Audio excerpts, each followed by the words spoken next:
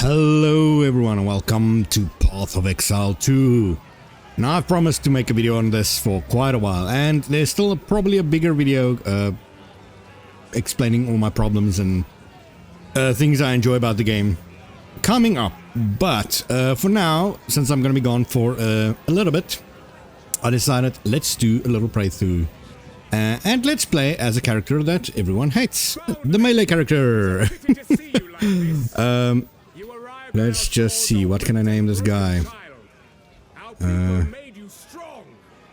How were they repaid? Sedition and lies. Speak now. So, I decided on Slap and Tickle. Let's see if it's available actually. I'd probably reject. Oh no, see, it's already existing. Slap and Fickle. Just give me a name, man. There we go. Okay, so this is the melee character, and everyone's complaining because the melee characters have a lot of drawbacks. Sure, Grinding Gear Games, the developers of Path of Exile 2, said they fixed melee because in Path of Exile 1 it is quite terrible to play with melee characters. So how they fixed it here is they made the attacks more powerful, they made stuns more obvious, and the WASD controls makes fighting easier. Also, there's now a dodge roll that is not available in Path of Exile 1. But the problem is they have the armor system. I'll get to that when we get there, but armor, how it works in this game, is even worse than it was in Path of Exile 1, where it is already really bad. Boom. Okay, so I'm hoping this records fine. We'll see. Boom. Basically, the gist of the story is I start off as this guy. I was executed, or supposed to be executed, by that guy there at the start for crimes that we do not know. But I decided to escape. And by decided, I mean I got lucky. So, I'm gonna rush through this because this is my, I think, third melee character already. Or at least my third bashing character. So I'm just gonna get a little bit of XP. Oh, that's a dead end.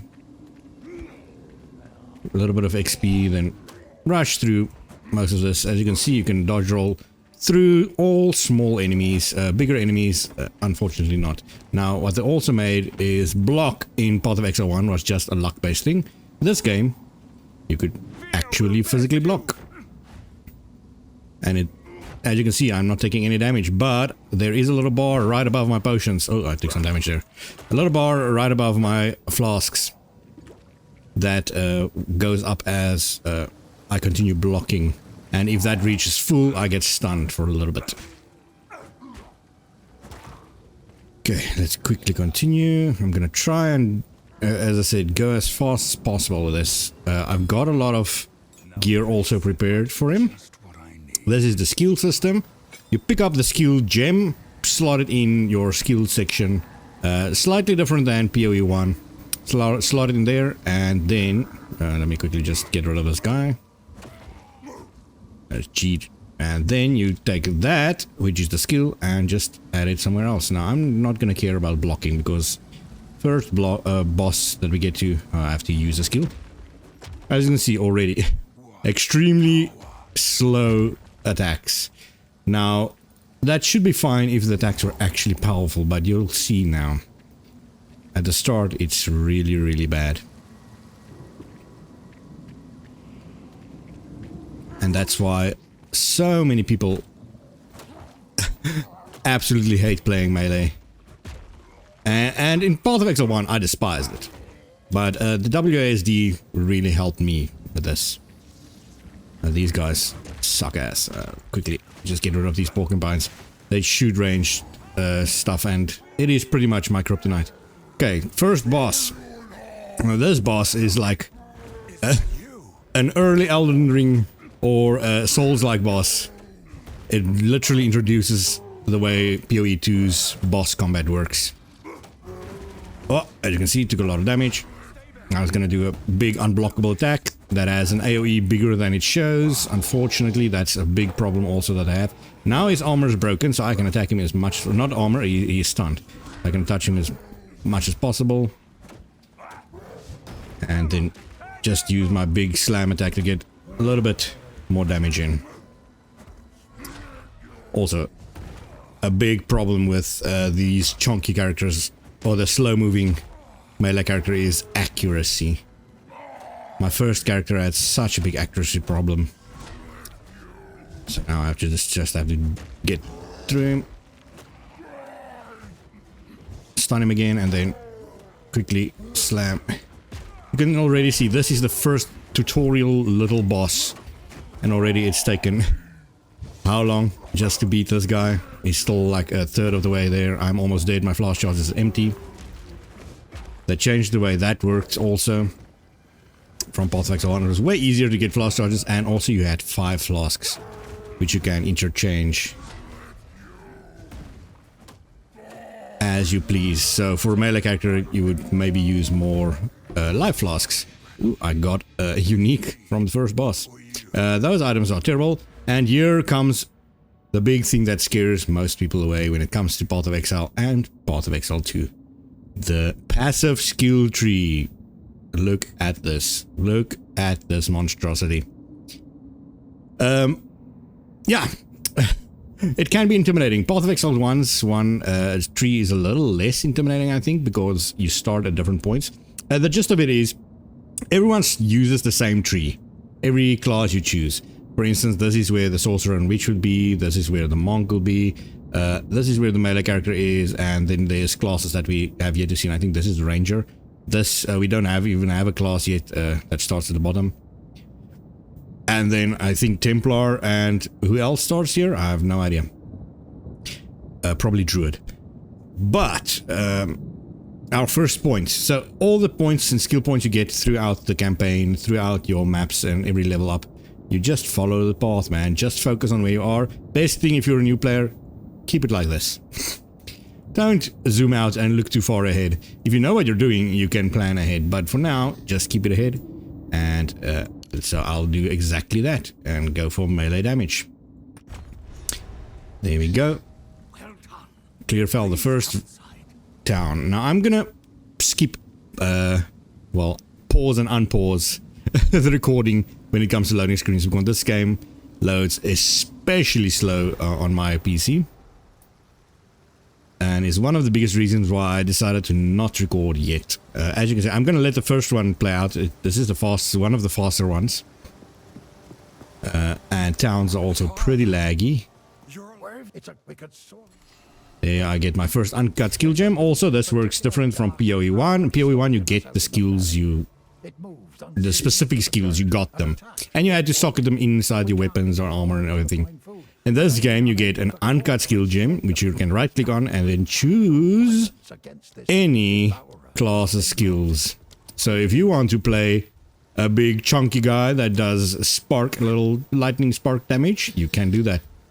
Now, half of these aren't in the game yet, since this is early access. For instance, flail, primal, dagger, spear, sword, and axe is not in the game yet. But mace is, and we're gonna pick Bone Shatter. I'll explain what Bone Shatter is as soon as I get geared up. You can see in towns other players will be here. Beanie Boy and a lot of other names. Well, I fear that our land... Just accept every mission at the moment. I already know the story. I'll explain it as we do a little bit of battle, but it's not that important. So I take my Bone Shatter, I socket it in. Boom. Now, Bone Shatter I put on E just for convenience sake. I also changed some of these keys. Because I'm used to using, when you play in the old PoE version, you only use mouse. The keyboard is just for using a skill, no WSD. But since we had to use WSD now, you can't use the normal keys that you use only with mouse and keyboard, which was the QWERTY keys. So that had to change. Snorchoppy. Oh my goodness, these guys' names. So I'm looking for armor or anything strong that I can use. I should probably have prepared it beforehand, but I know I've got a hammer somewhere that I can use. A scepter. I mean a mace. That's gonna carry me, this one. Gonna carry me pretty much through the whole Act 1. You can also, you've got 2 sections, so I can actually just put this in. Might be useful later. This one is gonna be a very low level one, a level 3, so I'm not gonna use this. Even though I can, and I don't have slot for it, but let's just put it. Where do I have space? That's a big problem. You can see all this junk that I've got on me here. So I don't think there's any other unique I can use from the start. Maybe a helmet? I wish this... Is it sorted by equipable? Oh, there is. Okay. This one gives strength. Nice. That's going to be important later. Body armor? Oh, I've actually got body armor that I can use. Bleeding you inflict is aggravated. This is going to be important later. Now I kind of want to use armor. This one would be nice. Why did this not show up earlier? Evasion is not what I use. I also don't use dexterity, but having extra movement speed while in full life is pretty nice. But I think the bleeding is going to be more important, probably. Belts, nothing. Gloves. Seems nothing. Boots. Legion Stride. Block chance. Projectile. It does not have movement speed, so I'm going to try and check it out later. I don't need any of these because the shield is going to be on my offhand. Amulet, rings. The only ring I have is pretty high level. Everything else is fine. Now... Yeah, body armor. I'm gonna keep this. Okay, so where is my low level gear? This is a good pair of boots. Let me just check. Some of them I sold. Evasion. This one is also evasion. I just got a lot of evasion shit, man. How about in my big... There's also a big hammer. Do I have any boots here that I can see? No, I've got some gems or jewels. Let's just take those evasion boots. It's 10% movement speed. And the cold resistance is gonna help for the first boss. Switch back to this. This one causes bleeding already on my damages, and this one makes bleeding aggravated. What that means, if you hold Alt, you can check. It means you do 100% extra bleeding damage when enemies are moving, and with that armor, all bleeding damage is aggravated, so all bleeding does 100% extra damage. Now you're gonna see, I'm gonna kill most of these enemies pretty quickly with this big-ass hammer that I've got.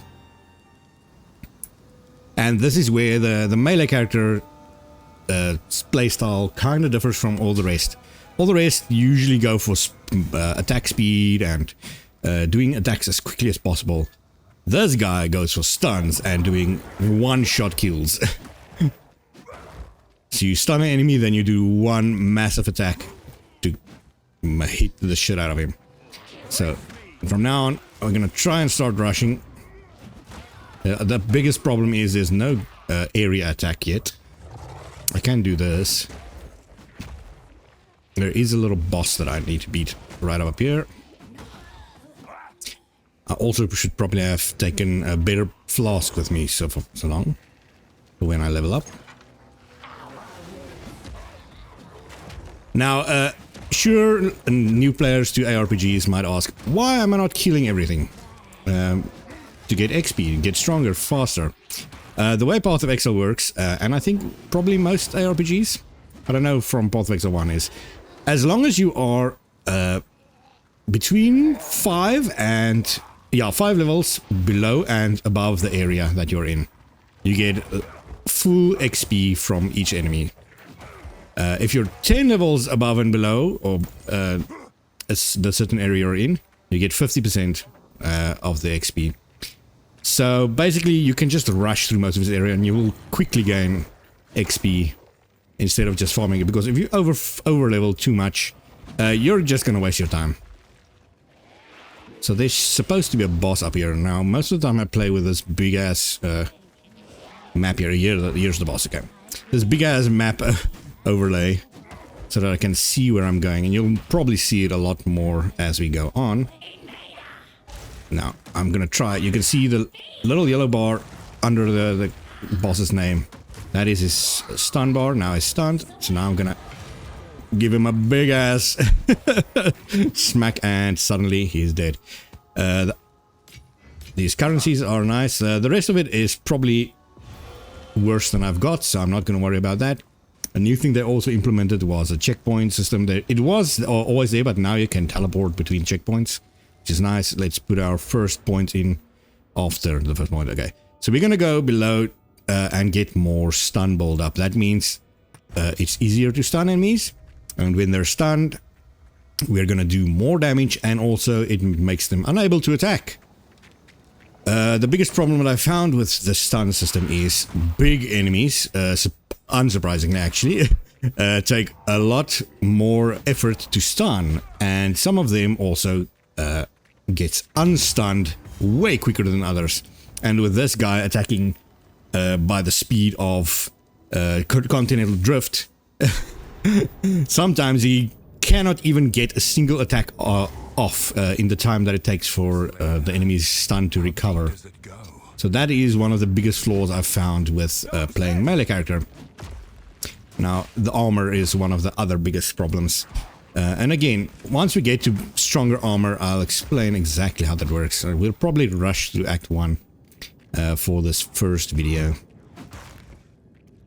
It's still gonna take probably an hour and a half, so it's gonna be a long journey. Oh, there we got some lag. Let me just put the latency thing on so I can see. I've got terrible internet, so any of my older viewers will definitely know that. Just get all my big smacks off. Let me just see. I can't remember how much chance I've got to bleed on the weapon. Let's 15% chance. Okay, so all these guys are just gonna one-shot or be one-shot killed. I'm looking for a certain boss here. There's a big area. It's basically the mission. Find the Devourer and slay it. Okay, so let me give you a quick rundown while we try and find the boss. Is this the boss? Okay, never mind. Then let's fight the boss first. And see, look at the stun bar. As soon as I get the stun bar in, now, boom, boom, dead. That is how this character plays most of the time. Now we're gonna go a slightly different route than normal, but that's gonna only start at level 41-ish. So you take your portal, go back to town, go report it to Ramley, I think the guy's name is, and he's gonna give us our first support gem. Now I've got a lot of them, so I could have done it already a long time ago, but for continuity's sake, let's do it when they give it to us. There we go, support gem. Now support gem is, again, you right click it, craft a support gem. What it does is it enhances all your actual attacks that you have now. So your actual skills, you can make them completely different sometimes, or just make them a lot stronger. Now I'm gonna boost my power even more. I just waited for this first one.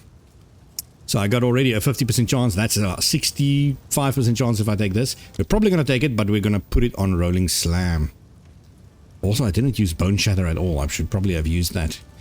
Bone Shatter is... when we get there, I'll show you. I'm going to use... what was this? Overpower on Mace Strike. So, this is the recommended ones that they show you, but if you know what you're doing, you definitely want to go off script, because all of the stronger ones are pretty much not shown there. The dependable ones are shown there, but the stronger ones are here. Every fifth one, this might actually be more important than this one. Giving an enemy 5 shots, give them 500%, yeah. I think that's fine for now. So we've got that in our Mace Strike, which is our left click. And then we're gonna go quickly to the chest. You can see gems. I got a lot of gems. a lot of uncut gems. So level 1s we don't have a lot. There's a lot of gems also that I can't use yet because I've leveled them and stopped using them. So we're gonna stick with what we have. Let me just see, is there a low level? Bone Shatter is already there. So Bone Shatter we want to do... I'm going to take some level 3 ones because level 3 ones can be downgraded to level 1s also if I need it. Heft is good for later. Tremors, aftershock, not yet. Break armor. There's one thing that automatically breaks. I'm trying to find it. It's probably not one of these that's shown. It's this one, right? No. Execute? No. There's one of them. I'm gonna have to check. It might be armor explosion. This is one we're gonna take later. Devastate. Okay, so this one is very important. When you fully break... No, when you inflict heavy stun, which is the stun that I normally do, it fully breaks the enemy's armor also. So any physical damage reduction they had would be 0 suddenly. And then suddenly I do way more damage. Now there's also bonuses I get to enemies with broken armor. So we're going to take that, because this synergizes very well with triggers an explosion when you fully break an armor. So if you put these two together, suddenly you're very strong. Now I only got 2 slots here. When I get the third one, I might use that. So for now, I'm just going to use... where's the break? That one. Engrave it to Mace Strike. So when it breaks the armor. Then I need to make the Rolling Strike... Actually... Let's put it here. I need to use Bone Shatter way more than Mace Strike. The only reason I'm using Mace Strike more... Actually, let's use it for now. More at the moment is Bone Shatter only works when the enemy has less than a certain amount of health. Then you get, or not a certain health, when he's close to being stunned. Then it shows a little white icon on top of his head. And if you press your E, it immediately stuns him. Which you can then chain into doing more damage, because it immediately stuns and makes a big shockwave, doing damage to everything around it also. So what I usually do with that, let's buff that also. I think shockwave is... can I break armor? No, I don't. Impact shockwave. After, when the heavy stun enemy dealing... Yeah, so this one. And then... Come on, wrong, not the guild stash. Oh, this I can throw away. I haven't got a lot of level 2s, so let's just use this. I also want more area damage, less area effect. I actually want more effect, so that's not useful at the moment. This one. Okay, so every 6 seconds, my attack is boosted and does it say how much? 20% more damage and area effect. Let's just play for now and leave it as it is. Now I don't need to go back to Mud Burrow. It is sort of like a dead end. Also, you saw I pick up some items just out of nowhere. I don't think I've had this. Yeah, I don't even have this yet. 33% of elemental damage converted to cold and fire and lightning. So it splits it. It might actually be useful. I'm not doing elemental damage yet, but in a little bit I will. So let's remember that. The reason I picked up certain items, even though I said it's mostly useless, is because of this bench. Salvage bench. You salvage equipment that has quality or sockets on it and get shards or currency that is used to create more of those sockets and stuff. Now the reason this is important is, especially the quality one. So the quality one you get improved quality of armor, the other one you get shards of artificers. Or the quality one is you use to enhance the quality of an armor. So for instance, I can waste. See, now the quality is 2% and it slightly raised stuff, but for this low thing, it is pretty useless. But the reason you want that is it is still pretty expensive to sell it for more valuable currencies. 2.5 of those armor scrap is worth an entire exalt, which is still like the base currency you buy most stuff with. You either use Exalted Orbs or the Divine Orbs, which is there. So that's very important to have that. Now, I got a level 2 Uncut Skill Gem also. What you do with that is, since I used the first ones to create a level 1 Uncut Skill Gem, you can use this one to either create level 2s, or you can upgrade one of your older skills to level 2. We'll do that, and then we're gonna rush. Do I have... Yeah, I do have Bone Shatter there. We're gonna rush now. Because I've taken way too much time already. There is a way actually I can check. You type in /played. Played.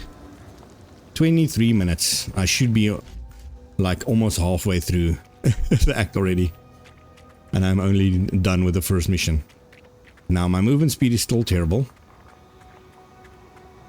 And unfortunately with this character it's gonna stay terrible, but you do get skills that make you slightly faster. I'm only eating these guys because they're in my way. Again, all of these guys I one-shot, so... Scrolls of Wisdom you want to identify items, but a little bit in Act 1 you unlock a guy that does it for free. So it's mostly useless after a certain point. The Grelwood. So the gist of the story so far is, if you've watched the cutscene, the release cutscene of Path of Exile 2, there is guys in a forest that got attacked by some shady guy. And it turns out those humans are actually the bad guys, and they were hunting, or not hunting, but going after some sort of evil artifact that they released, and it released some creepy tentacle beast thing that I think it's a count or something of Act 1, this area, Count Ogham or something. He's feeding human sacrifices to make him grow into something more evil. And the shaded character, or the hooded one as I call him, is actually the good guy trying to defend him. Or to defend the human race, basically, in this case. Sorry. Now the trailer made it seem like the hooded guy was the bad guy. At least at first. Until you find out that he's not. Let me quickly get our first stun point here. And then quickly... Oh, I had a big cough fit now. Here's the first mini-boss. There's bosses all over this game. Something that definitely changed from PoE 1. This is like a little rare mini-boss monster. I'm gonna try and stun her the real way I'm supposed to, but those purple things are very dangerous. So I'm trying to just dodge it. Oh, nice. Okay. No, stay away, purple. Stay away. They do chaos damage, and chaos damage is a type of damage that bypasses your energy shield and also is very hard to get resistance against. The belt, I don't have one yet, so I might as well just put it on. We'll probably modify it a little bit. Now, unfortunately, this is not the area I was looking for, so I'll quickly just check. I went to the top, so I think the trees down here. Each of these areas are procedurally generated, or they're taken from a handful. No, more than a handful of suggestions. Okay, here's the tree. More than a handful of different layouts that it can be. And some of them are so big and you can't figure out exactly where to go. That's the big problem I've also... And a lot of people have had with this game is the map layouts are just weird and also way too big. Now I have a theory about why that is, at least during the campaign, and it's because the developers knew they were only going to release 3 acts at first, and the endgame wasn't as big yet at the start. They only worked at the endgame in the last 6 months before early access release. So they pumped it full of extra content. Okay, this is about a little bonus area, or not, it's actually the main area that I need to go, but I need to return also. So they created bloated big areas to make the campaign seem way longer than it's supposed to be. because you can run the Path of Exile 1 campaign, which is 10 acts, and this only has 6 acts. You can run that in about, the speedrunners run it in about 2.5 hours. My fastest was, I think, 6 or 7 hours through all 8 campaigns. This game, on the other hand, to get through the 6 acts that's currently available, as the first time I completed it took me, I think, almost the first 100 hours that I've played the game. Now, to be fair, I've switched characters so many times because a lot of them just, I don't like the playstyle. They just feel weak. And that's also one of the reasons why I decided to play with one of the unpopular builds. Because most of the other people play overpowered Stormancers or what's it, the lightning arrow stuff. That's just, it's fun to look at, but also not really fun. It's just a little bit too uninvolved. And this one is gonna get to a certain point where it is like that, but for now it's gonna be very involved still. Okay, so I need to find 3 of these obelisks. The first 2 you just need to defeat the monsters, and the third one spawns a boss. The big problem with this character, especially in the first acts, is crowd controlling. There's no easy way to take out big groups of characters, or enemies, I mean. Sure, I can do this loop, but you can see that the AoE is not that big, and you don't always one-hit kill or eliminate them with the first attack. I got another level up. Rune Girdle. Go on. First item. Get more stun build up and go. So I'm just having a little glimpse on the right hand side to see if I see either a checkpoint or the obelisk that I'm looking for. There's nothing here.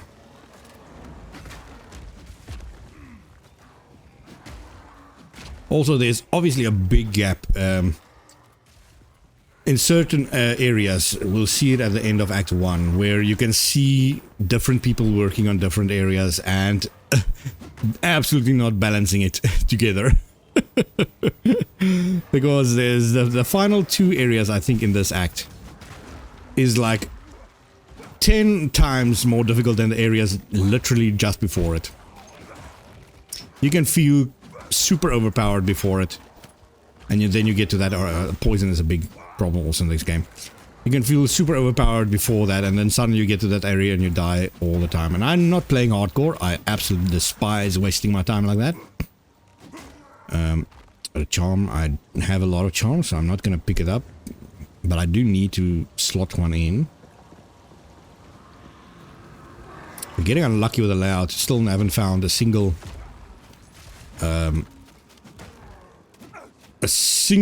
obelisk after that. Oh, there's one. Okay, let me just get rid of these guys. I also haven't used Bone Shatter yet. That's going to be probably one of my main skills for quite a bit, but my damage is still a little bit too strong. Later on, most of your damage is going to come after you stun enemies.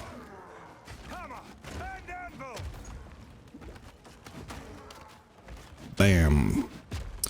Just do some skill. Again, you'll see, let me just remove that overlay. You'll see a little white ball on top of the guy's head when I can stun them with Bone Shatter. And that counts for bosses also, which usually in games like this would not be a thing. You would not be able to stun bosses or poison them or bleed them or anything like that. But this game takes it to the extreme. Again, poison, especially at the beginning of early access, was so overpowered. Any enemy that poisons you can very easily take out one of the tankiest characters, because there was no way to counter it. No antidote or antidote charm or anything like that until Act 3 was the first one you got at the start. And by then there's so many poisonous characters before that. Even bleeding, you only get at the end of this character, and bleeding is of this act, I mean. Bleeding is a big problem. Let's quickly use our skill point so I can get more strength and damage and stun build up. So this should be the boss. Yeah, there we go. And we'll see what we can do. Here we go. So you can see he's stunned. Pretty strong, but it takes a little bit more than some of the other characters. Now he summons a whole bunch of guys, but as long as I can kill him before it's fine. That was an extremely lucky drop that I just got there. Especially for this early in the game. 2 exalted orbs. My goodness. I don't even get that in maps. Again, superior, especially superior armor, you always pick up to uncraft at that other table. And then we've got our first level 3 skill gem also, so we can upgrade one of our skills to level 3. Also, since it's level 3, it unlocks a whole new tier. And again, this counts for all the skills. Yeah, the only thing you need is the right requirements. So this needs a bow, a quarterstaff, you just need intelligence, and so on and so on. What we're going to use with this is probably shield charge, since I've got a shield on the back end, but it also... I think I'll use one when I'm in town. Let's upgrade this first, because we're going to go quickly. Actually, I don't need to run back. I can just teleport. I've got the waypoint. So let's go back to town. Again, I'm gonna start cutting, or just pausing through the loading screens sometime soon. At the start, it still loads pretty quickly, but from Act 2, it's insane sometimes. I'm just opening a can so we can relax and play. Ah, nice ginger and lime drink. So you can see some of these guys have got auras already. That guy's name is extremely offensive. But not like racist offensive, just massive curse words. So it's actually kind of useless to do this, but I'll use Earthquake so I can show you. Earthquake is a skill you can also use to do more damage, but it's so unreliable. Sort of, actually. You might as well use something on Earthquake. Maybe, yeah, maybe fast forward so we can actually just use it more often. Renly. There we go. He can craft some spikes for me. I use the spikes on the tree to release the hooded one. So that is basically what happened to the hooded guy. He got stuck and hung onto the tree by the evil guys that I talked about earlier. And now we are going to free him. Over here in the Grelwood. I also have to fight Bramblegast.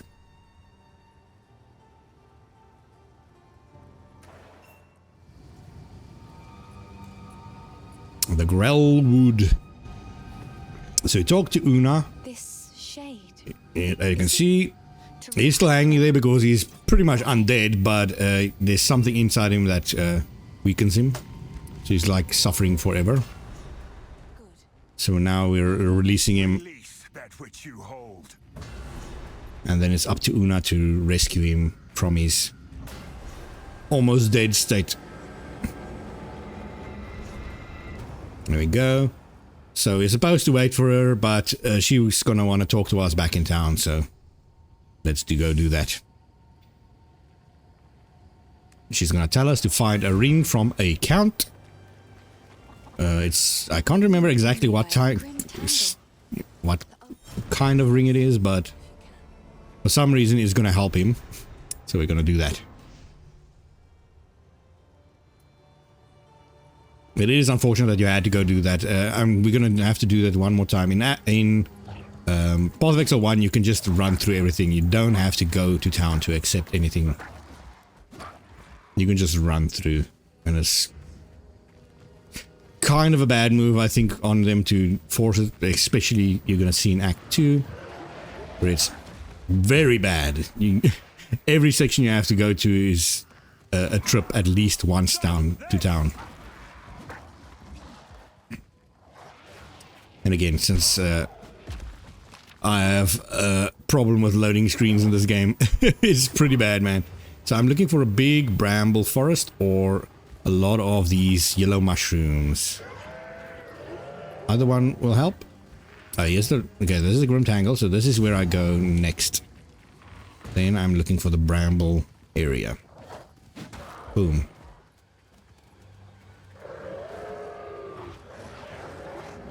Where we're gonna fight, again, a little boss. I say a little boss. This one is kind of more of a main boss, but it's not a forced one. Ah, here we go. Quickly get rid of these guys. Again, also, I mentioned that one ability where every 6 seconds you get ancestrally boosted your attack. That is what this red around the skill means. Also, I need to put Earthquake on. This is Earthquake, by the way. Boom. And there it only does the damage. So that is why it's really unreliable unless you know you can keep an enemy stuck on it for quite a bit. Yeah, you can see there the red. It's essentially boosted. As soon as I use it, it goes on cooldown. So now I have to wait for the 6 seconds to pass. There we go. Now it's boosted again. And that's what's giving it this much damage. So this guy is pretty easy to beat if you stay close to him. So we'll do this. Bam. Very easy. Another level 2 skill gem. Don't need it. I think I've got everything leveled right. Yeah. Everything is already leveled. So we're just gonna take checkpoint, teleport back to Grim Tangle. And go there. Now we can summon Una. And Una is gonna open this. We could have entered this earlier, but there is a bramble... A bunch of bramble things you'll see now. See, a bunch of these roots in the way. And suddenly, if you bring Una here, she's gonna sing at it. If the face...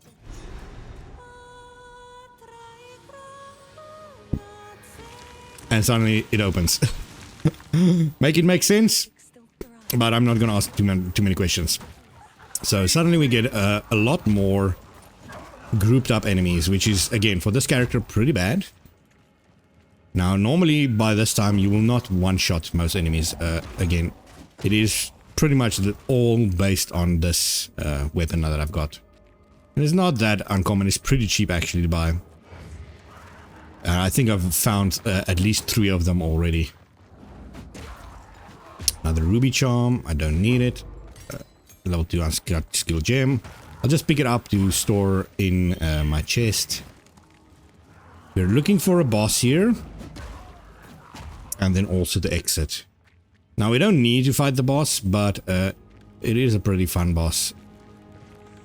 It is dead end. Let me just check quickly. So we're going downwards by the looks of it. As far as I know, the ending is always at the top. But I might be wrong. I don't think the boss has to be up top. The yellow mushrooms you see on the ground, they do explode.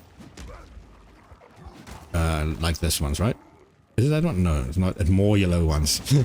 The more yellowish ones. But for now, we'll just run past. This is dead end. Again, I'll just want to run past so we can get to the boss. Ah, these ones. They explode. And they do pretty bad damage. Now, I'm not sure what type of damage it is because no other damage in this game is yellow. So I don't know how to defend against it.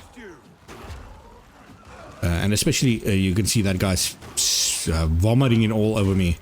It is pretty strong in this act.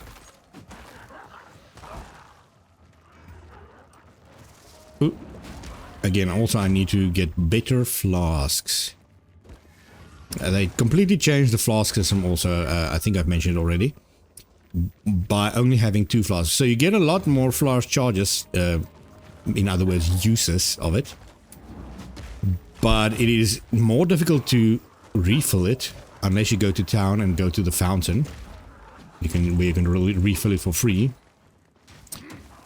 And so you have to really balance your flask, and especially during a first playthrough, you're gonna have a lot of times where you just don't have enough flask charges, man.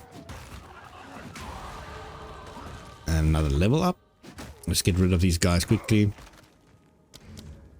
So, am I gonna go armor first? I don't get a lot of, or in fact, I don't get any armor bonus there at the moment. But this one, the regenerating life, is also good. For now, let's go more damage against heavy stun. We're gonna get this one also to break armor. But we're gonna go more damage against heavy stun enemies to do more damage against big bosses. Oh, dead ends. Again, you can see the logic in this, in the maps here. It's very frustrating when you get to a lot of dead ends. And especially when you get to end game. Is this the boss or is it the exit? It's the boss. Okay, so when you get to end game, it's really frustrating because there's a lot of actual goals in the game that you have to go try and find. Oh, just get out of that. He also teleports. When you stun an enemy, you can also see he goes on a cooldown where you do a lot more or a lot less stun to him for the next one. But it takes like 10 seconds before it resets again. Then you can stun your heart out. So you try to kill him on the first stun, or at least right after it. I think this is the end also, isn't it? Yeah, it is. Now this is the area where I struggled the most at the first playthrough that I had. One of these bosses were insane.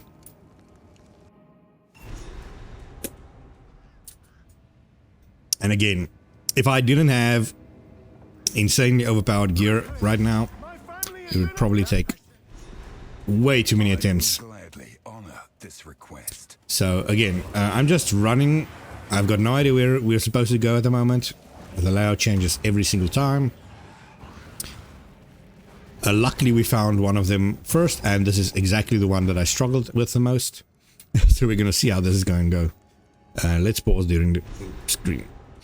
Okay, so we're gonna fight Asinia and Draven. Yeah, so his consort is Asinia, and we're gonna fight Draven.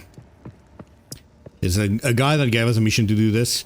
I don't think I spoke to him right now. Ooh, the enemies are actually starting to survive a single hit. I say that, but I also immediately stun them. That's the big problem. There we go. You finally get to see the little white icons I'm talking about. Oh, I died. So what I'm doing there is I'm pressing E to do the attack on those guys that get stunned. But unfortunately, this game has some sort of auto aim. So if you're not exactly right next to the guy, it just attacks whatever is next to you. And using this skill on any other enemy pretty much does nothing. That's another big problem that I've had with all attacks, actually, not just melee. The game, for some reason, decides to auto-aim on certain enemies, which is, I guess, for controller users. But I'm on PC. I can aim. Don't put auto-aim in my game. Oh shit, man. I'm taking a lot of damage. I think this armor is already getting on his last days. Because I might as well explain how armor works. Usually, obviously, with a fighter, you want to use armor as defense. There's 3 different defense types in this game. There's armor. There is evasion, basically dodging attacks. And there is energy shield, which is pretty much like an extra health bar that recharges pretty fast. After a little while, at least. And evasion and and energy shield works pretty basic, as you can expect. Evasion increases your chance to dodge attacks, and I've got no health loss, by the way, no charges. So if I take slightly more damage, I'm dead again. Yeah, evasion basically works. You get more. The more evasion you get, the less chance they have to hit you. How armor works, on the other hand, you'd think it worked the same, just you take less damage. And according to the game itself, that is how it works, but it's not. I'll check if I can show you. So, there's my armor. The estimated physical reduction, it says, is 12%. That is a lie. First, the maximum you can get is 75%. Mostly, unless there's some increased stuff that increases your max reduction. I think it says cannot be higher than 90%. But the way it actually works is armor reduces the amount of damage you take from damage, yes. But the smaller the hits, the more it reduces it. So that 12% is for the smallest hits. The bigger the hit, in other words, bosses, the more likely you are to get one shot. Doesn't matter if you've got 10,000 armor or 75% chance to, or what, 75% physical damage reduction. They will one shot you. A critical damage also bypasses that. So that is the big problem with armor. It's very unbalanced. Okay, I actually got my flask charger back, so let's see if we can actually stun her with Bone Shatter. You can see it takes way longer to stun her. There we go, Bone Shatter, and do boom, boom, and dead. This boss took me 11 times to beat the first time I made it here. And now with this weapon, so easy. Now we have to go beat her. What do you call a consort? Is like what's the male version of a consort? A consort is like an affair. Is it affair? A female affair? Or whatever it is, we're gonna beat the guy, Draven. That's the main guy we're supposed to beat in anyway. She was just the consort, but she's way stronger than Draven is. Draven is a melee attack, close combat guy. And with any other build, it's actually way easier. With this build, it's actually pretty difficult. We're gonna get this medium life flask, and we're probably gonna equip it. I might have to go to town to quickly refill my flasks. Unless I see the checkpoint right here. I also have quite a bit of weaknesses yet. Getting frozen by these ghosts. They do cold damage, they can freeze me. Let's quickly identify this and this. Did I only have one? That's bad. This gives 5 strength and flask charge Sigari. Good. Take it. Also, no level 3s. Need to go identify that, but let's see if we can get a scroll wisdom somewhere. Again, this is a very big area, and where the 2 tombs are located is pretty random, but there is only a fixed amount of locations that can be, I think. So usually I don't have any rings, I just noticed, right? Why did I not pick up any rings? That makes a big bunch of difference, especially at the start.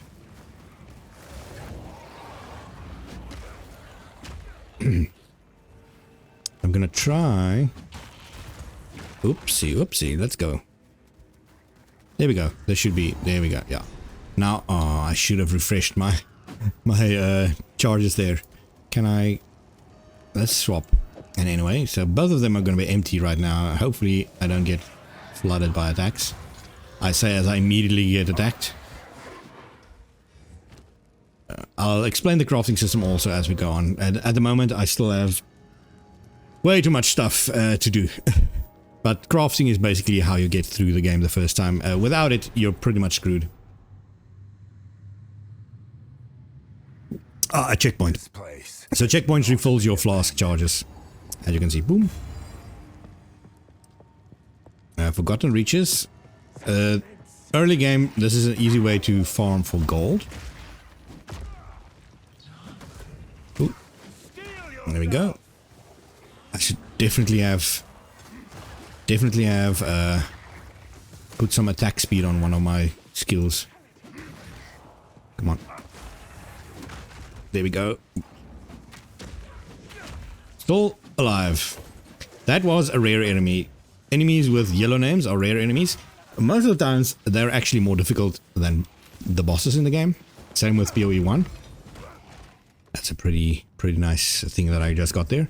What it does is, might as well use it. See this armor? Boom, now it's got a socket in it, so I can put one of these runes in it. And for this case, I'll put cold resistance in it. Because the first boss, first major boss, does mostly cold damage. But I think we're probably going to use a different armor by then anyway. So it does not really matter. So I'm just going to show you the Forgotten Reaches. Now you can farm it. So you can see it's pretty close to the waypoint. You go in here, checkpoint. Nice. There is a switch there. Opens the secret, go down the stairs, and there's a lot of gold. Now this gold at the start is a lot. There's also 2 yellow chests that can have really good equipment in it, especially at the start. See, another medium flask. Then you go back to the waypoint. I just wish I had a faster way to do that. Come on, come on, come on, come on. I just want to show you how you can do that if you don't know that yet, and if you're intent on playing it after watching me. Good luck, by the way.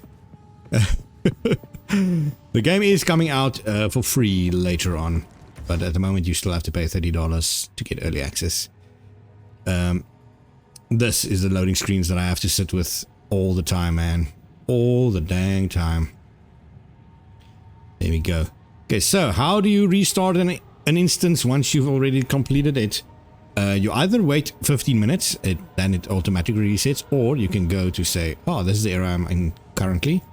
You hold control. Oh, okay, it takes me down to the basement because it's an underground area. Hold control, left click, and then you just click start a new instance. And that way you can farm, all those treasures will reappear, so you can farm those treasures over and over and over. And even farm big bosses. You still have to run to all the big bosses over and over again, but that's one way to do it. Boom. So we're looking for the boss section. Now the boss section of this one is usually where I don't expect it. It's not there. Usually where I don't expect it. It's also not going to be here, I think. Even though this looks promising. Oh, there. There you can see a lot of guys exploding with that shockwave. Another yellow chest. Again, the rarity rating in this game goes from white items are the normal items. Oops. Let me just quickly stun. White items are the normal items, the unmagical items. But at the start, they're probably the most important items for you. Blue items are your magic items. They've got... do I have any blue items at the moment? No, but I can make one. You can use this Orb of Transmutation to make your first blue item. Now, blue items can have up to 2 extra modifiers, as you can see. Terrible modifiers, but it's better than I've had. Than I've got, so... yellow can have up to 6 extra modifiers, and that is rare. And now you can see they're not that rare, but it's called rare. After that is uniques, and uniques can really completely change the way you play a game. Some of them have got special abilities. For instance, this one that has bleeding is aggravated. If you go bleeding, you're going to do a lot more damage than that. This one maims on critical hit, and it's got a very big chance to crit already, a 20% chance to crit. But it's got a reduced attack speed. That's why this one is so good. This one gives you rage every time you attack, and this is just rare. That's why I use this just to speed up a little bit. So this is another rare enemy. Come on, he's armored, so break your armor and then blast him to smithereens. Got a regal shard. Oh, get out of that ice burst that was there. Again, you see the little white bubble. That means I can stun him. And most of the times, since my stun does break their armor, it also does extra damage for that. So that's why a lot of times when I stun them using Bone Shatter, it also kills them. So I'm looking for a waypoint, not a checkpoint. No, it is a checkpoint. A waypoint is the teleport. I'm looking for a checkpoint. Then I know I'm close to the boss. We just rush through now. It can be, this boss can be in the middle though. I don't think Asinia, the female one, can be in the middle. Ooh, I'm almost dead. I've got no resistances against elemental attacks yet. That is why you use your rings mostly at this time. To give you some resistances, and I'm gonna need it after this boss. So we're gonna have to check out rings as soon as we get back to town. Actually, I might actually be safe for 2 more bosses. Not here. Where is... Oh, it's here. I ran right past it. Now I have to go all the way around. I know it because the checkpoint is somewhere there. But again, you can see on the minimap, it does not even show it to you unless you're really close to it. Now, I've only recently found out that light radius is a thing in this game. Even in Path of Exile 1. Now, I only thought that light radius is just for visibility. So, a very useless stat. But actually, that is the radius you can see on the minimap also. Which completely makes sense now that I think about it, but never did I think they would implement something like that. Bam. So this should be the bot. There we go. See, just a little bit more radius and I could have seen that checkpoint. Now this guy is the easier of the two, except if you're a melee character, because he is also a melee character. So he goes very quickly with very quick attacks. And he's got a bigger stun resistance, as you can see. Takes way more hits. But as long as I get that off, I can do this, and then he's... Oh, well, he's living a... Oh, there's a sinister attack that I completely missed. Because I beat her too quickly. Ooh, we got some lag there. Oh. Massive internet lag. I was about to say I'm gonna die, but I did end up beating him. Greater mana flask. At the moment we're gonna need it still. So I might as... Oh, I don't have anything to identify yet. Cemetery of Eternals. Now I can't remember if I can immediately return or do I have to go beat this guy first. Let's go beat him in either way. Come on, get out of my way. But these guys I will attack. They do cold damage. Cold damage. Kryptonite. Let's just see how much damage this does. The earthquake. Pretty big. Pretty big damage. Again, it's just... Oh, life regen amulet. Do I have an amulet? No, I don't. There's also strength one. Again, strength is going to be way more important later. The build that I'm going to go is probably going to break a lot of your guys, especially if you don't know Path of Exile. It's going to break your brains. What is this? Graves, Isabel, Torko, Callum.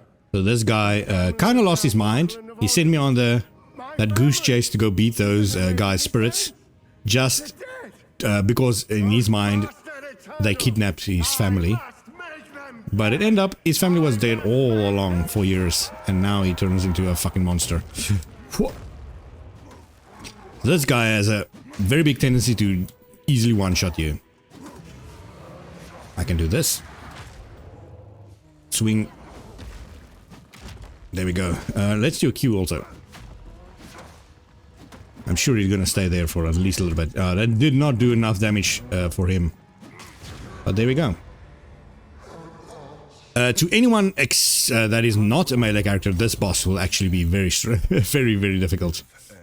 Already got a greater mana. I might as well take another one. And I did not use the gloves yet, but also we need to beat the next 2 bosses, I think. Then we're gonna start using those gloves. And it might actually make a big difference for this character.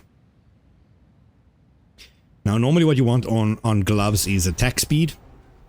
That's where you get most of your attack speed from. At least for melee characters. Melee characters. But I think we might try something different. So let's go back to town. We got some stuff to sort out.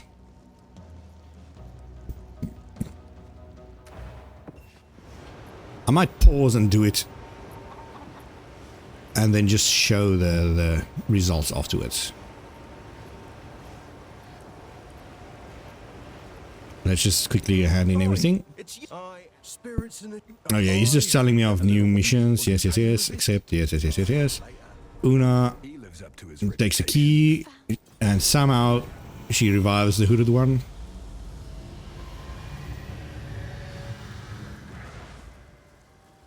There we go.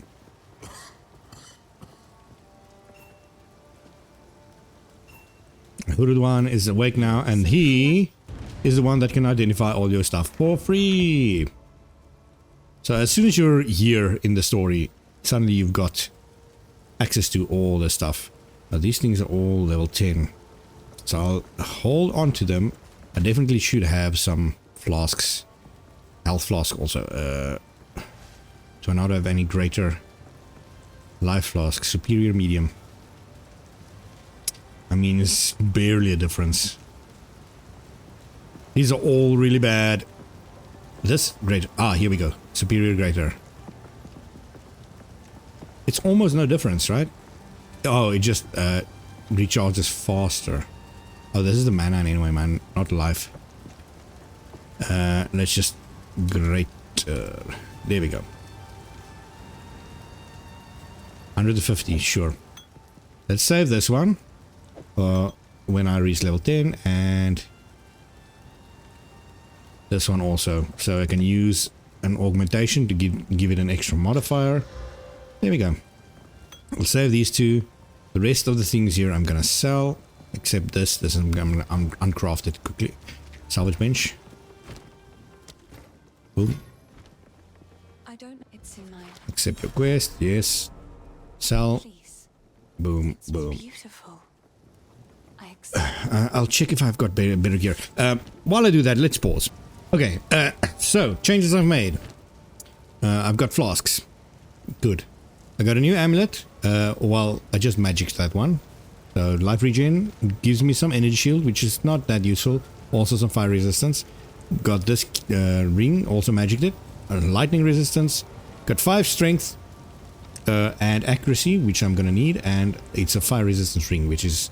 Again, I got a lot of fire resistance, even though I'm gonna need cold resistance. So we're gonna swap that. I put on these gloves preemptively. We're going to use it later on. Hopefully it's going to work. Same helmet. We got new boots. This one gives me iron reflexes. Converts all evasion rating to armor. Now, since this is an armor character and I'm going to be armor focused, it's going to be good. Since this means I got 29 armor plus 23 armor. Pretty good for this. Also, I switched this to the other body armor that's mostly evasion. Gives me more movement speed and everything, but this is all converted to armor now. This is the same. I put in sockets, don't have a use for it yet. What else did I change? Skills. I swapped chop and change some of the spore gems. Now everything is full. I put an extra socket on these guys. You do that with these lesser jeweler orbs, which you start getting, I think, from Act 3. I believe. Maybe Act 2. But you can use them from the start, so it does not matter. Also, let's just socket something in over here. Might as well use the gold one, since that's the one I'm going to use the most. And just recharge it at the well. Okay, so let's see if this changes anything. Look at this, my red well portal is still there. That's how fast I went through all the other areas. Now also, you might have noticed, if you go to the map, you see these little icons floating. These are little events that happens on each and every area you're in. Now most of them just gives little treasures or something, but sometimes if they have a little plus on it, it gives you permanent bonuses. This one, for instance, was the witch we cleared at the first area. It gave me permanent plus 10 cold resistance.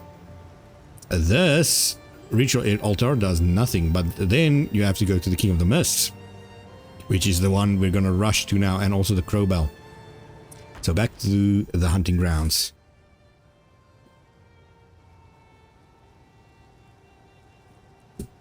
And we're gonna see just how much changed. I'll explain probably mostly what I changed on the skill gems. Actually, I might do it right now. I made my main left click attack, boom boom, slightly faster. I put attack speed on it. This still does 500% stun build up every 5th attack. Rolling Slam, I put in the Institutional Boosted, which it had already. Then also it consumes the armor break, if I have an armor break, to do 50% more damage, so even bigger damage once I break an armor. And also 50% chance to inflict bleeding. Now bleeding scales with the amount of physical damage you do. So the bigger the hit and the more the bleeding. Bone Shatter is what I'm going to use to stun enemies, and again this one already has the aftershock when you heavy stun an enemy. Then also fully breaks an armor whenever you inflict a heavy stun, and then the armor explodes, or it triggers an explosion when you fully break an enemy's armor. These go hand in hand. Then once the enemy's armor is broken, if it's a boss, I use Rolling Slam to do that massive amount of damage. Earthquake, again, I just showed you how it works. It is pretty useless. Pretty useless. This area is kind of frustrating. There's a lot of bramble, a lot of poison shooting enemies again, and there's again no counter against it yet. I even checked. Most of my charms I can only use at the starting level 28, which is horrendous. Look at the internet, man. What the fuck is going on there?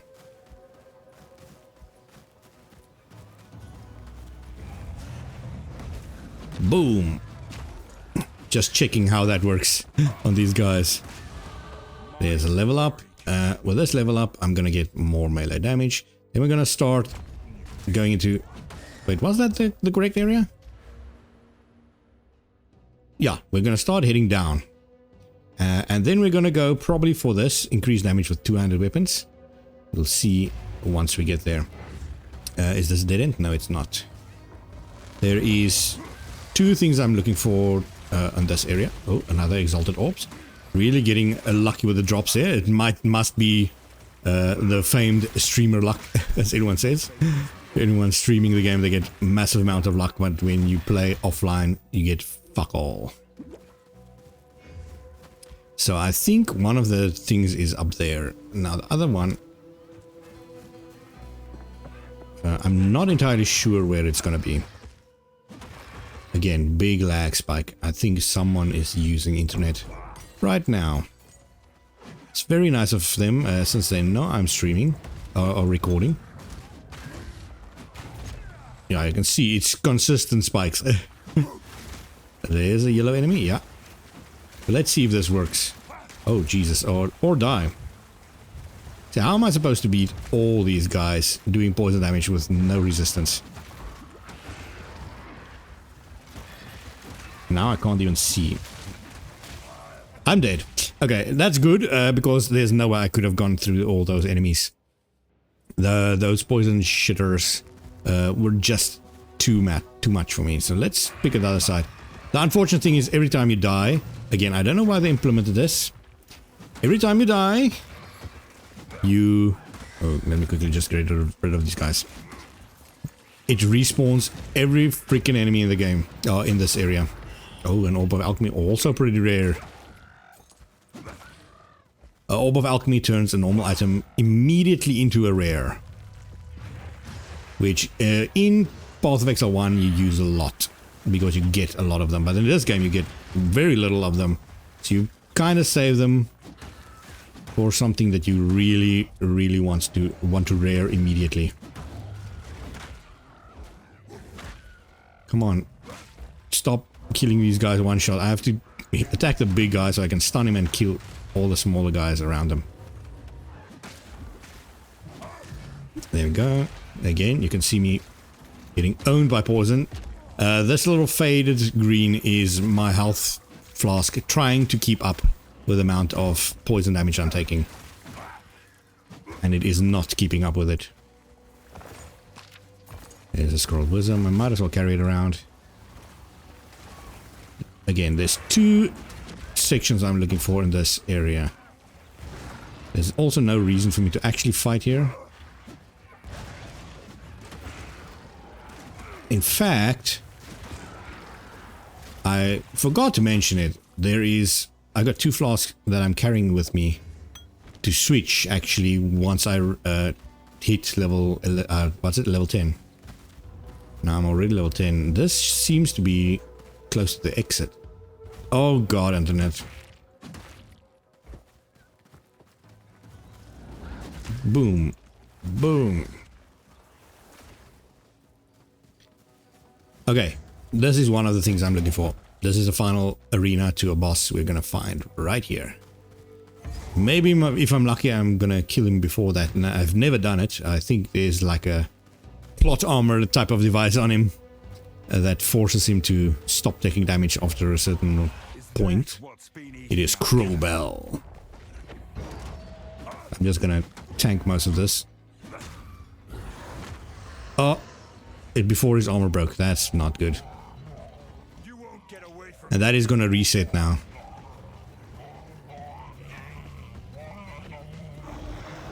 Come on. One more shot. There we go. And now. Boom. Boom. That did not do enough damage. Also, the internet is really screwing with me. Yeah, this is kind of the point where you can see you do very little damage to him right now. He has to go to the final arena and then you can basically almost one-shot him.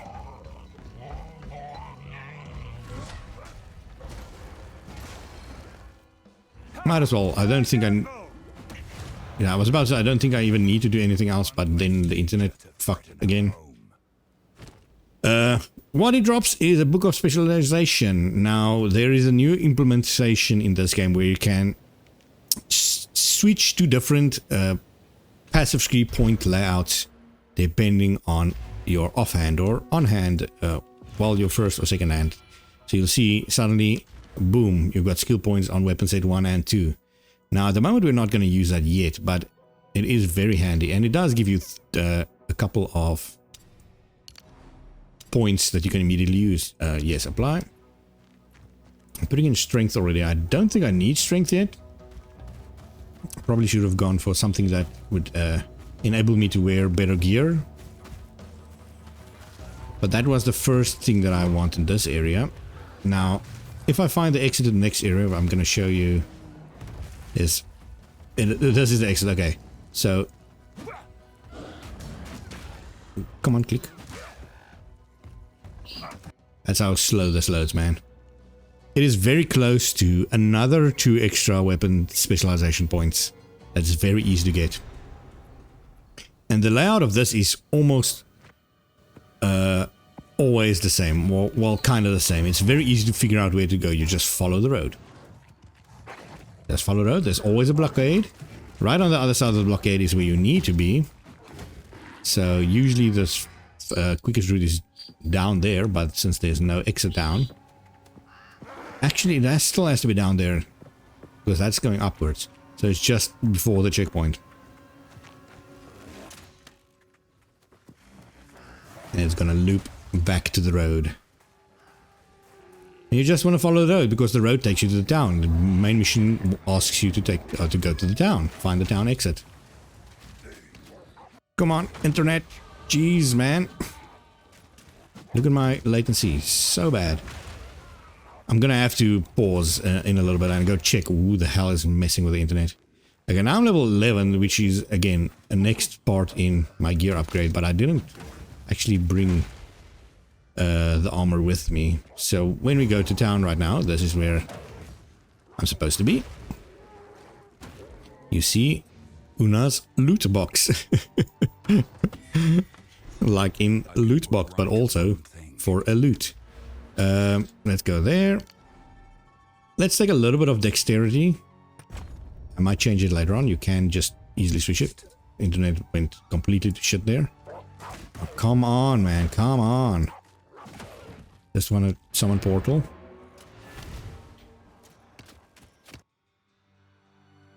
And we're going to take the Lute to Una. And then she can play music to you, but I don't think it's implemented yet because the options are there, but it doesn't actually play anything.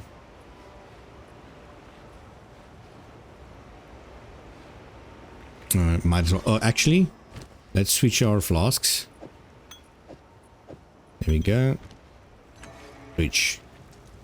And I might as well throw these. The medium ones you get free. There's no reason to keep this.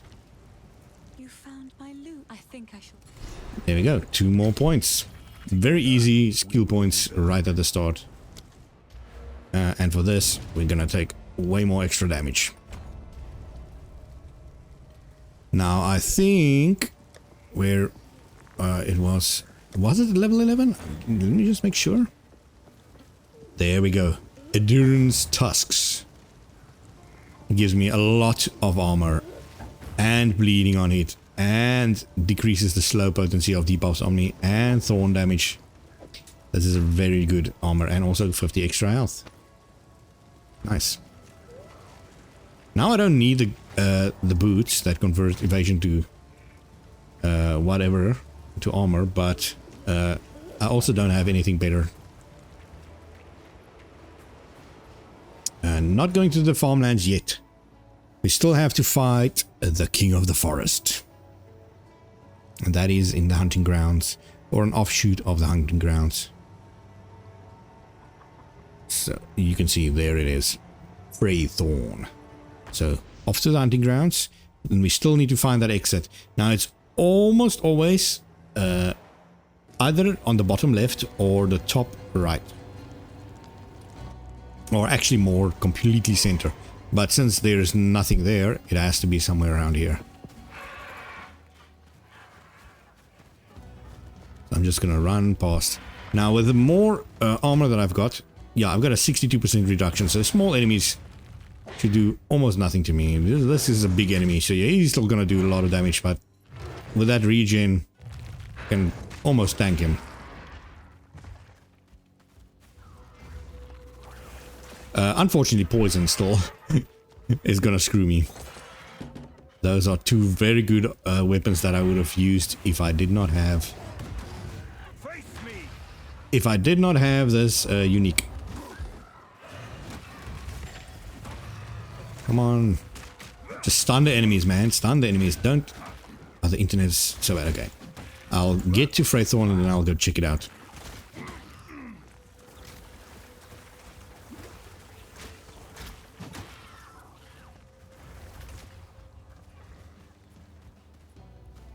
It should be... There's this, usually a tiny thin area that you have to walk through.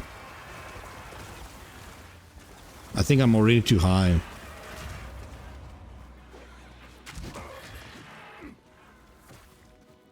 Let's see, let's see. Yeah, this is already the farm. I don't think it's as close to the farm. Now you can, you've seen that attack. You can redirect midway. But to do that you have to hold your right click and then hold your right... And then change while moving. So quite a feat to do that. Oh my goodness, internet. Nope, there's a dead end. Now it's never... Well, as far as I've played, and I've played, I think, with about 12 characters now. It's never been in the middle. It could still be there. It can also be down here. Once we get past all this shit. Again, all these useless enemies pretty much give me nothing. Get out of my way. Is this the exit? It seems promising. Yes, it is. Okay, Freythorn, let me just get rid of this little guy.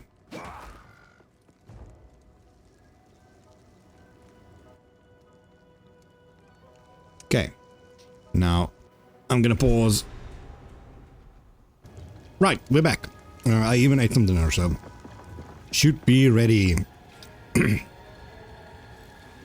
So this area, we need to find some rituals. I think 3. We're starting to struggle against some of these enemies already, even with my overpowered setups. And now I can already imagine if I did not have everything.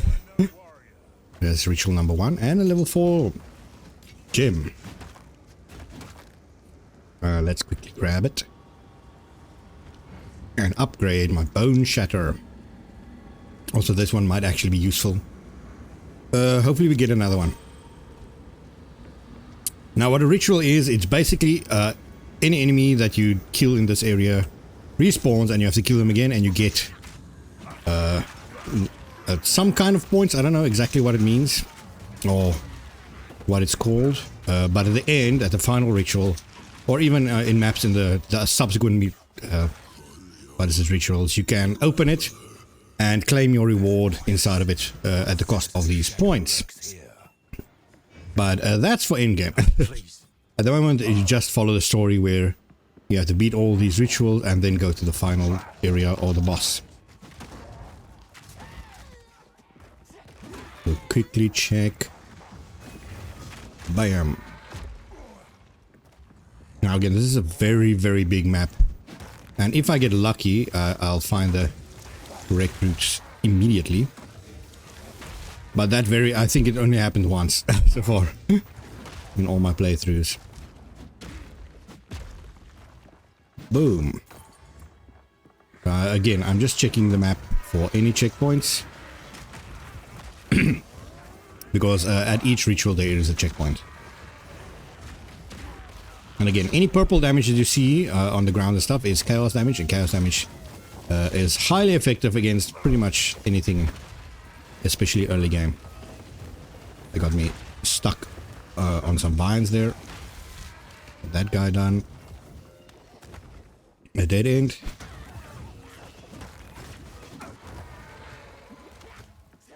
So, nothing still in view. I think I'm just gonna run past most of these enemies now. It might be dangerous, but again, it's gonna take me forever to get past these guys if I just had to do it the normal way.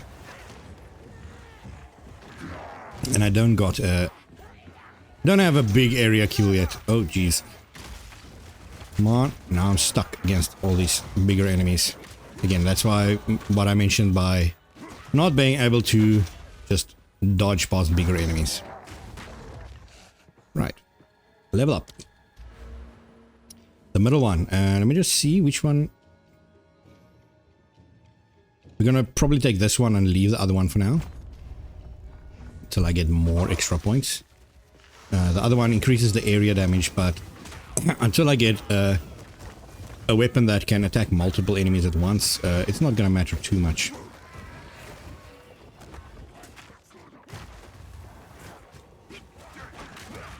Also, a lot of people might think it's faster to just roll everywhere. Oh, the internet is still not fixed. But to roll anywhere or everywhere, the speed or the distance, the distance and speed it takes to roll is exactly the same as it takes to run. To just run normally, so it literally does not matter. The only way, or the only reason the dodge is in is to quickly get out of the area. If you mistimed, say, a boss's attack coming your way. It also does not make you invincible during that, so there's no iframes, as you say, so there's a ritual. Okay, good. So this is pretty much how it's gonna go once I start getting a Herald of Fire, which I get at the end of this boss. There we go. Just get rid of this guy. And wait for the 6 seconds to pass, so I've got a full chart. There we go. Unfortunately, this is massive areas that I have to... a massive amount of enemies that I have to attack. Luckily, that big explosion works well if there is a lot of enemies and I do get the stun off. But I'm still doing a little too much damage on my plane attack.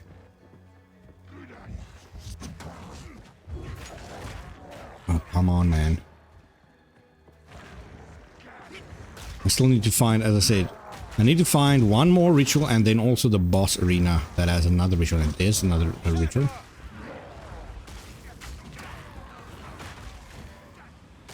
Give me... There. Oh, he died. That's a bleeding. I forgot. I do bleeding damage. So if I almost kill the enemy, he's gonna bleed to death anyway. Which is fine against enemies that I want to kill like that, but not when I'm trying to just stun them. There we go. Come on. There we go. Stun. Get a big enemy and stun. Big explosions. Stun. This is how much, most of the clearing is gonna go for quite a bit. It's actually gonna be a little bit more explosive once we get Herald of Ash. The boss. Now I have to figure out where the boss is. I'm just gonna run.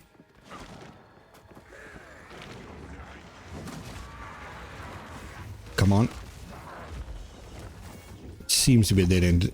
The boss, this seems to be the boss. Yeah, there's checkpoint. Okay, so let's just clear these guys out because you're gonna fight one more big ritual and then the boss is gonna spawn at the end of it. So let's smack these guys. Okay, I can use the ritual. Get rid of these guys that cast curses on you. They don't actually do damage, but they put curses on you. And that one makes it so that I do less physical damage. Big lag spike as soon as I activated that. Not ideal. Oh, that guy died again before I had time to bone shatter him. Nice. Come on, give me heal. Again, you can see how badly Flask's healed this early in the game. Oh, almost dead. And this is just the ritual. Now the boss is gonna show his face. Ooh. I've already got half my flask charges used. Where is he? Where is he? Done. Bam. Bam. Oh, okay, he's at the point where he's gonna transform into his final form. Big tree guy. Let's kill this.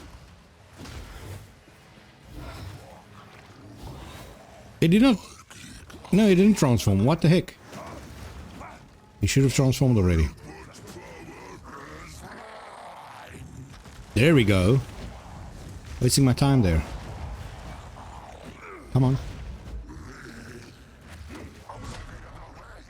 I need to move, I need to move. This is a boss from PoE 1. Certain mechanics carried over.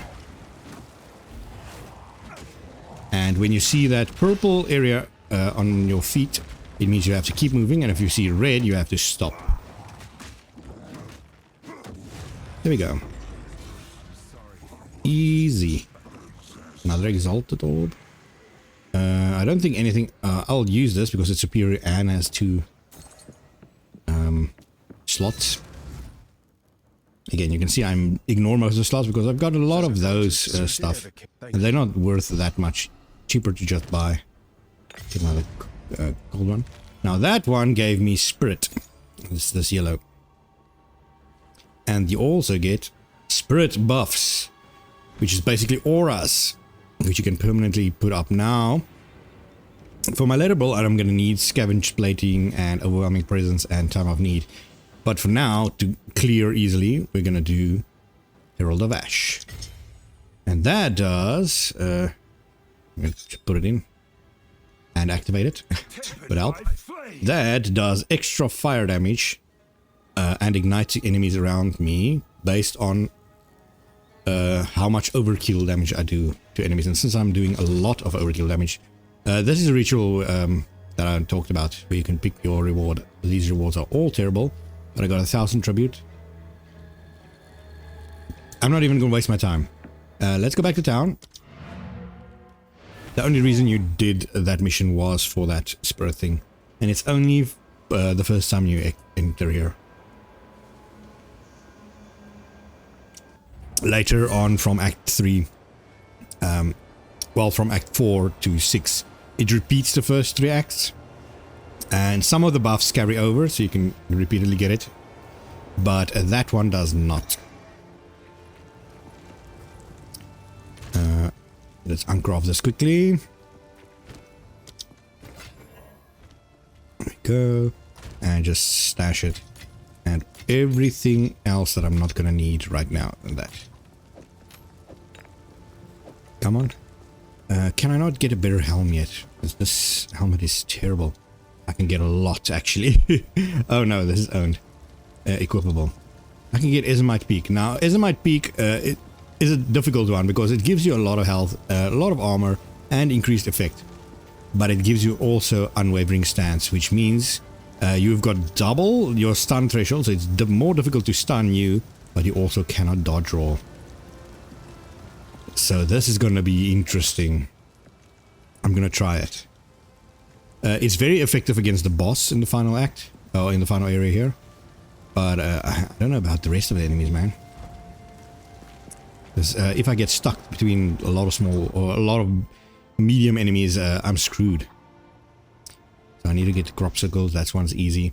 Back to the farmland, where we found the loot box.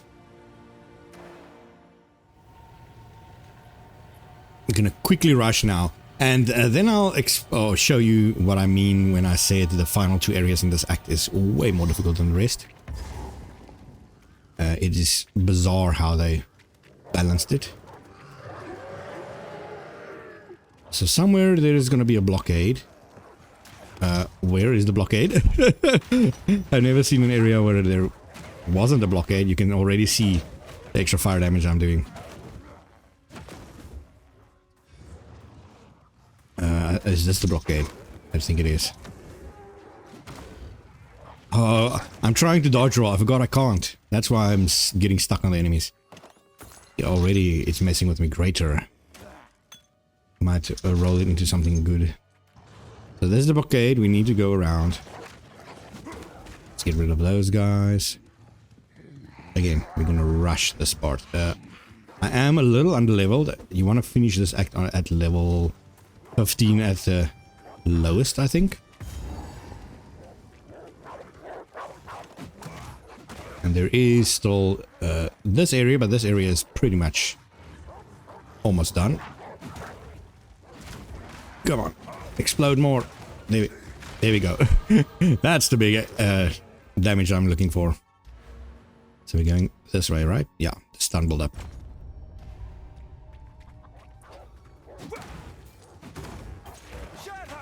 Get that done. Shatter. That's the cold damage and stuff I'm doing in between, thanks to the gloves that I'm wearing. Now I'm kind of risking it on going this side, as to whether it is the right exit, and it doesn't look like it, but it might still be. I'm looking for a big, I want to say crop field, but yeah, it's like a wheat field with a big crop circle in it. It has to be on the other side then. That is unfortunate. And you have to go through that to get to the exit.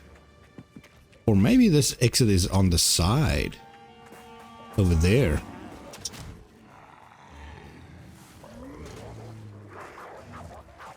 We'll see as we go on. Again, this might be the crop circle. I'm stuck again. I have to remember. It doesn't look like it's a crop area because the crop area doesn't have enemies in it at the start. It only gets enemies after a little bit. Yeah, it has to be up there. I've gotten this layout, I think, maybe once in all the runs I've done. It's not the ideal one. The rest of it is pretty much just straight down. Then you go around and you go back down again. I think this one Yeah, there's a road. But also, but there is a road on the other side also. So it is this. And this has to be the crop circle area then. Yes. You see a bunch of dog spawn with a rare in the middle somewhere. He's dead. Doesn't matter. Doesn't matter. Another level 4 skill. I've upgraded Bone Shadow to level 4. Maybe Rolling Slam so we get more damage on the boss.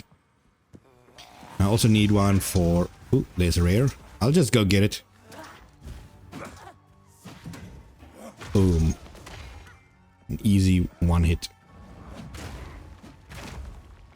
You see, with fire damage in the... what is it? The damage calculation now, we're suddenly doing way more damage. This should be the end, right? It's still not the end.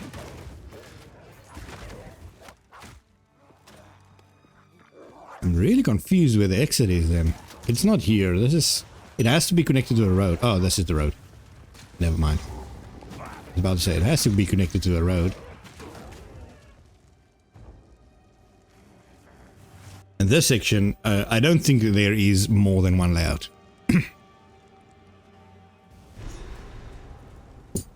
In Ogham village. We're going to that castle in a little bit. To fight the count or whatever it is, the guy that hung us at the start. It's literally, yeah, it's actually the guy that tried to execute us at the start of the game. The execution guy is also going to be one of the bosses we're going to fight. Executioner. So you want to go through these buildings somewhere. I think I missed it already, but you can still go somewhere here.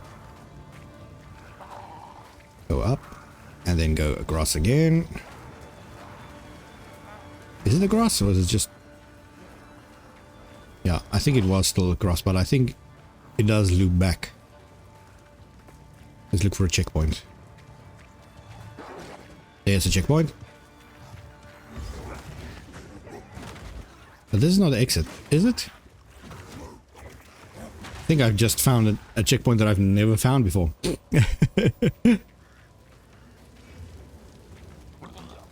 But the exit is through one of these burning buildings. Maybe it was through here. Nope, it's a dead end.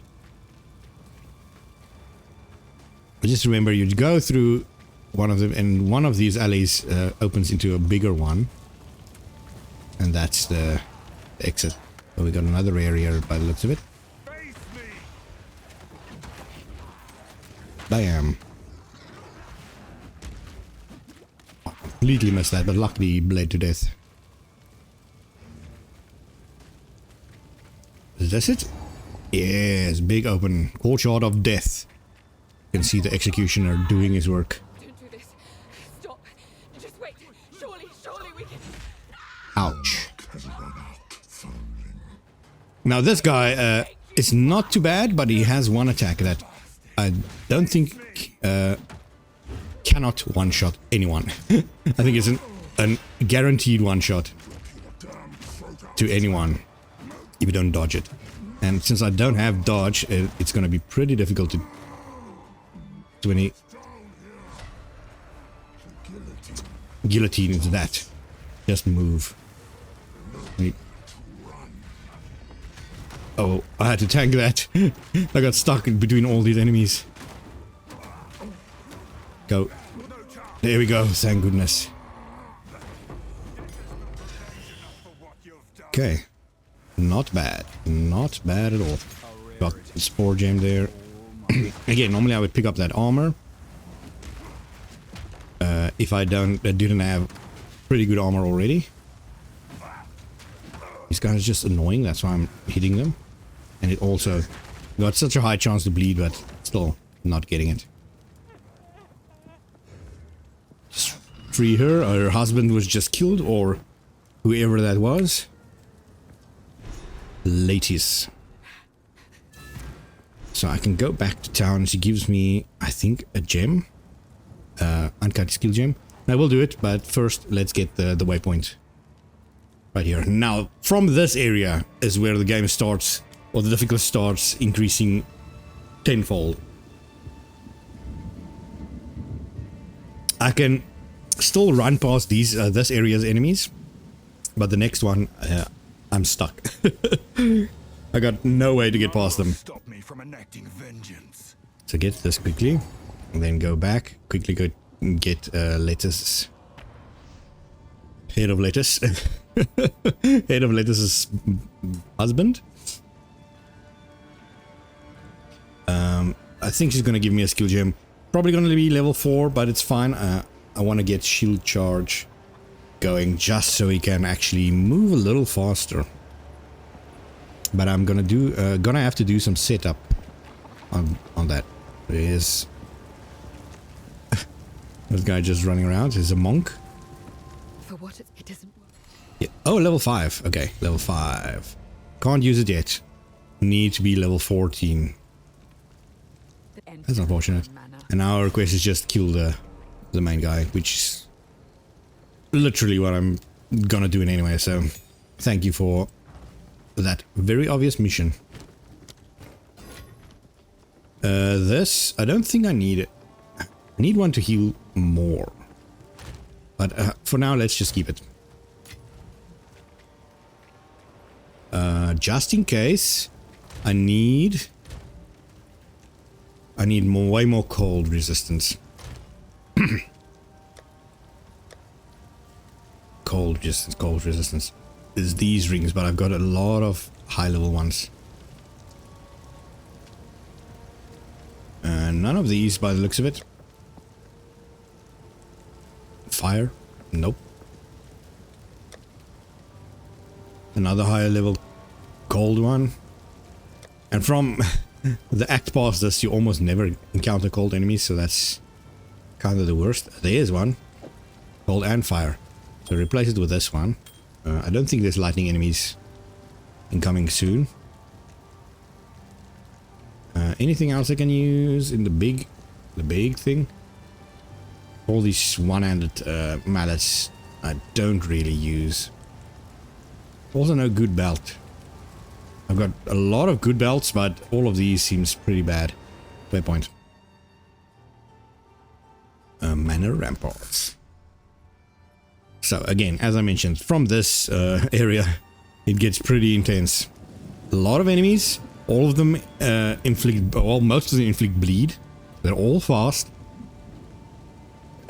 It can get really bad. I can't roll, so usually what I do is I just run past them and roll when I have to get past little enemies, but I can't roll at the moment, so hopefully we can still actually do that. Because this area is just the worst.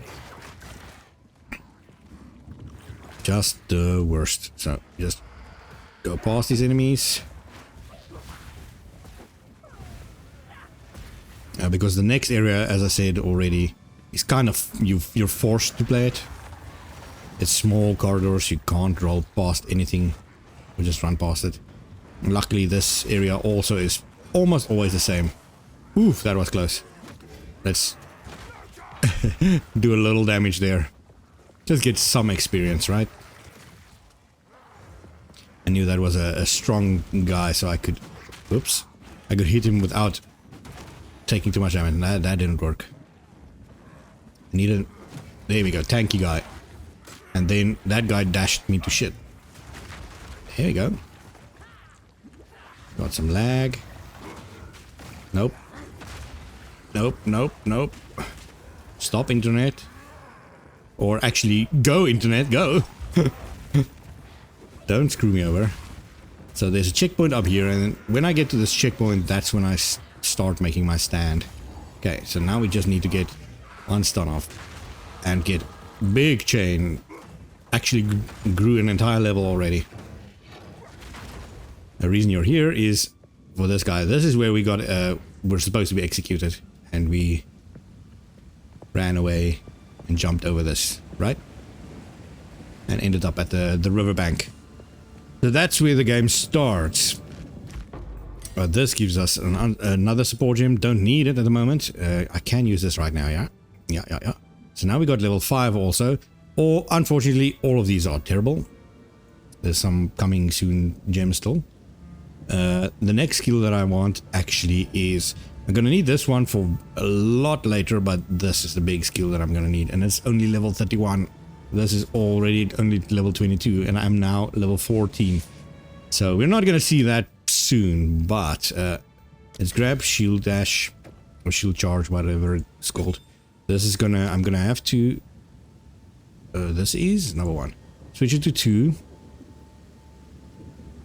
Can I not use it? Why can I not use it? Let's quickly check. R or metal mouse.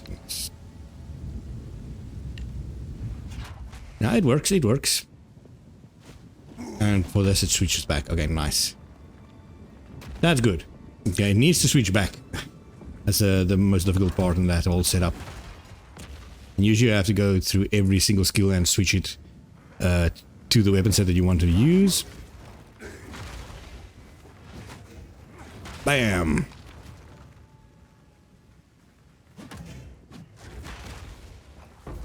Artificer. Explode all these guys. Again, you can see the setup already working wonders.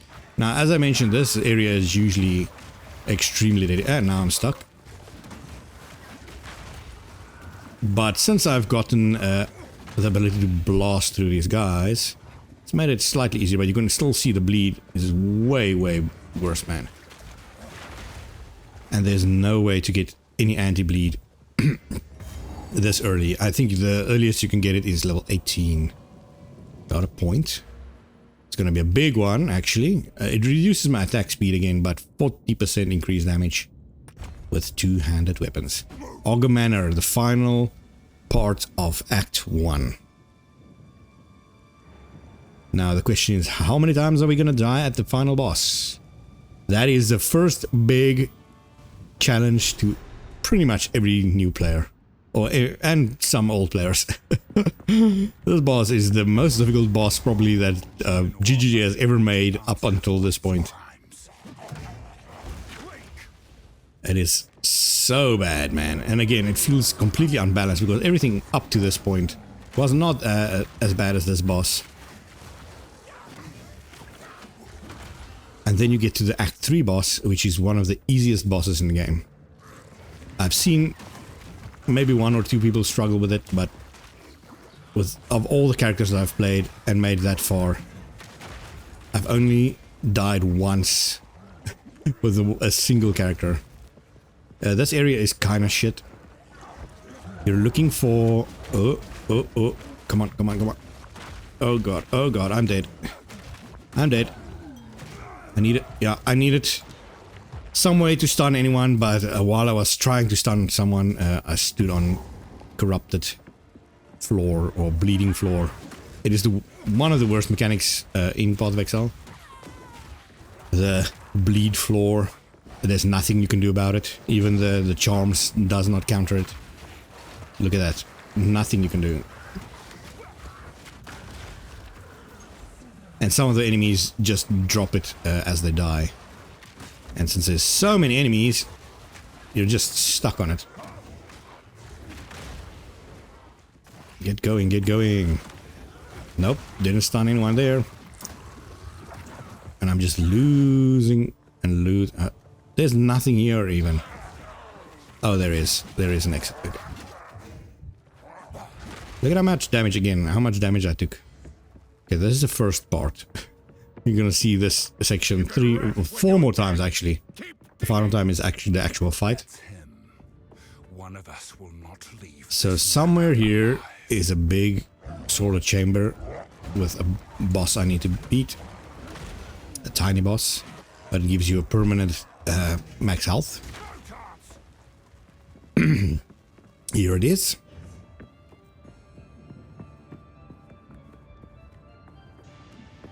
Before I fight him, let's actually go to the checkpoint so I can refill my health flask.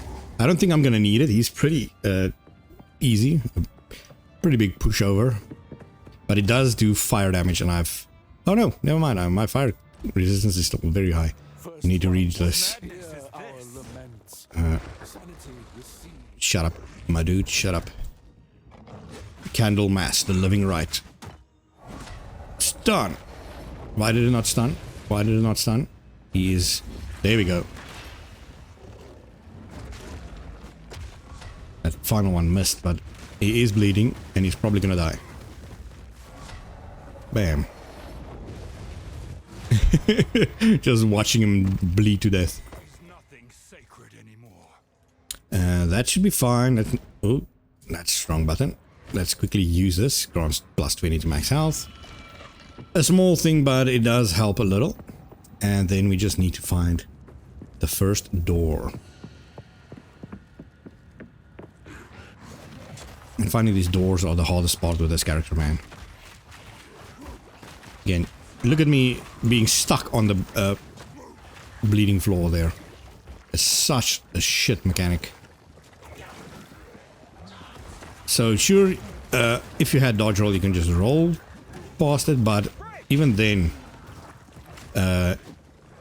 most of those enemies are too big to roll past.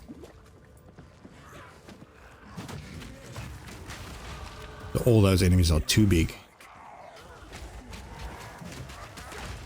Gonna need another level up. Now I'm, I think, level 15, so I'm one level away from recommended exit. No, why did I throw down earthquake? Again, look at my flash charges is dropping. And again, why did they make it impossible to be immune to bleed? Even in PoE 1, you could roll immune to bleeding on a flask. There's no way to get any immunity to bleeding this early. Unless I farm this area, as I said, until level 18, which I already luckily have bleeding charms for, but it's only for this section the boss is called. So then we're screwed again. Okay, so now we're going past it. Get more strength. Strength is health.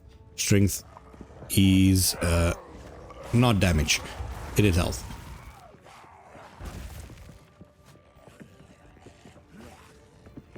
It is also damage later on. Oh, there's the second section. Okay, I got lucky there. Finding the exit here, on the other hand, might not be as easy. Just explode, please. There we go. See, these blue monsters still do a lot of damage, even though I've got almost capped fire resistance. That's just how much damage they do.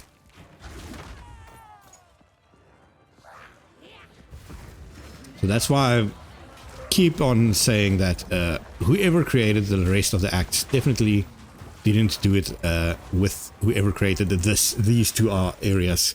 It's completely unbalanced. Not even close to the same amount of difficulty.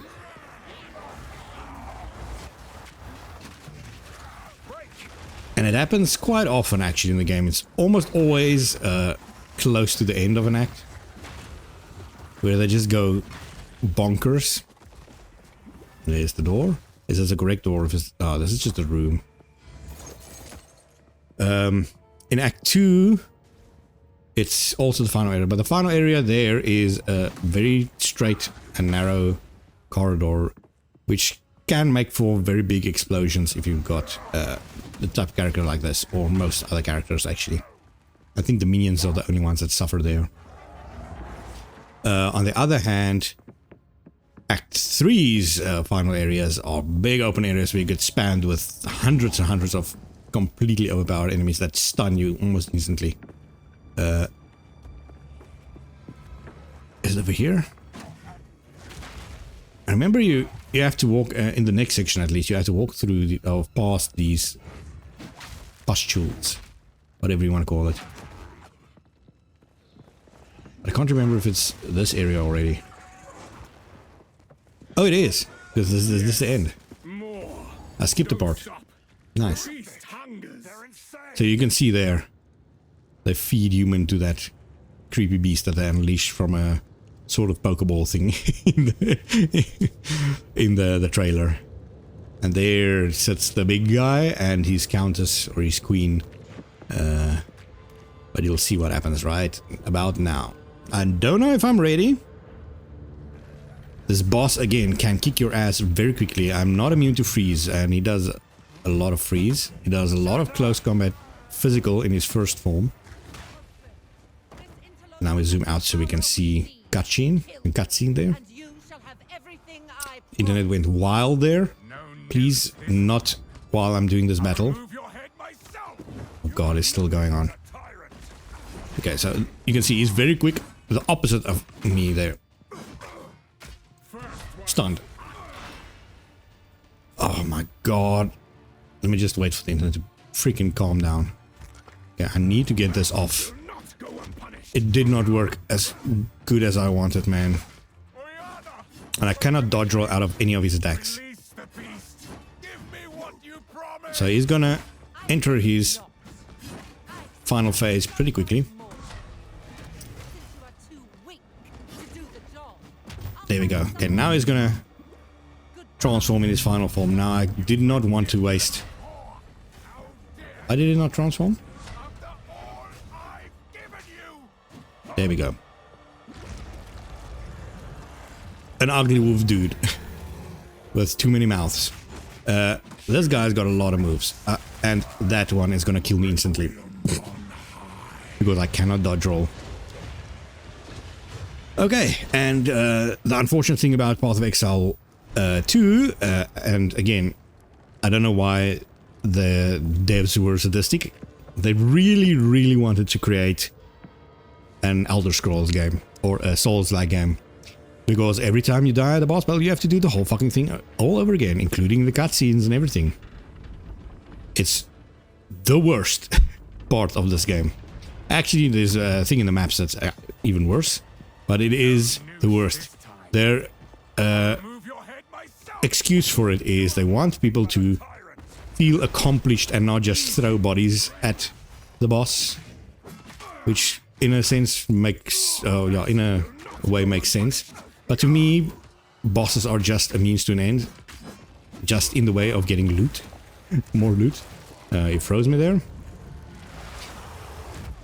Look at how long that took to unfreeze, and now he's in a form we didn't even see earlier because I didn't get enough damage off this time, because the stun timing was off.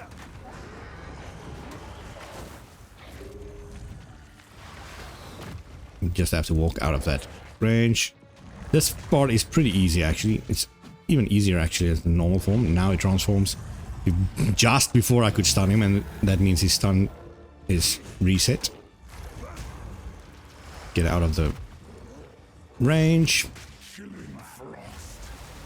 Again, it's literally almost an instant kill, and the flask does not even heal you a full bar.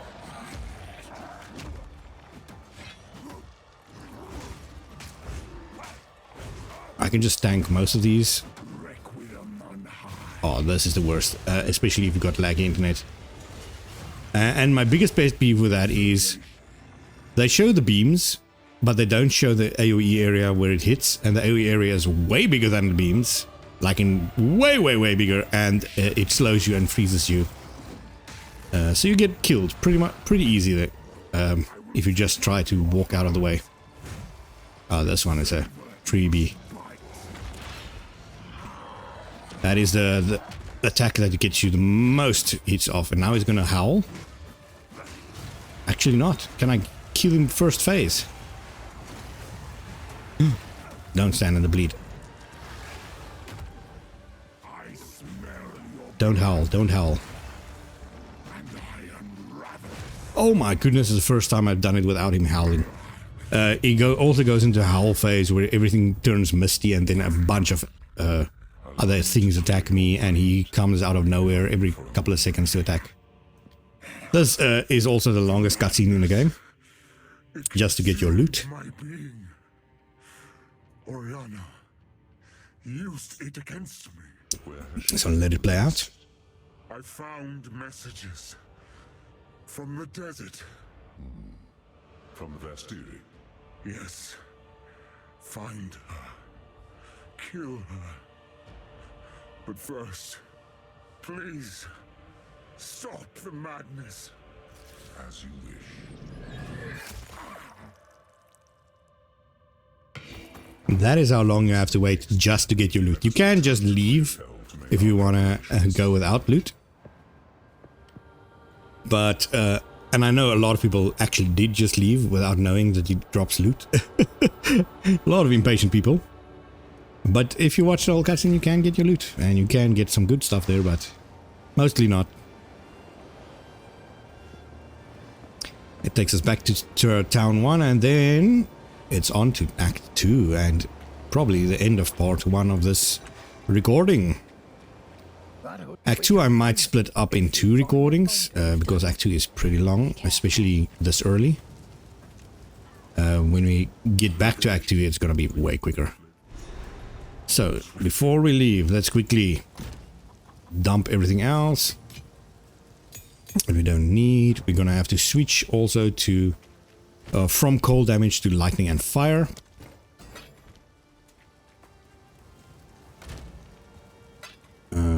Yeah, I don't need that. So lightning and fire. Let's take a lightning. Do I have one? Recover 4 health. Gain guard. Guard seems better. And then, whoa, this seems like a really good ring. I can already wear it. Let's just switch that out. So, fire is almost capped. Lightning is not as much. But with this one, it's gonna help. Also, we can check out our gear as soon as we hit Act 2. But that's for the next video. Let's load it in and we'll end. The Countess has escaped with the beast.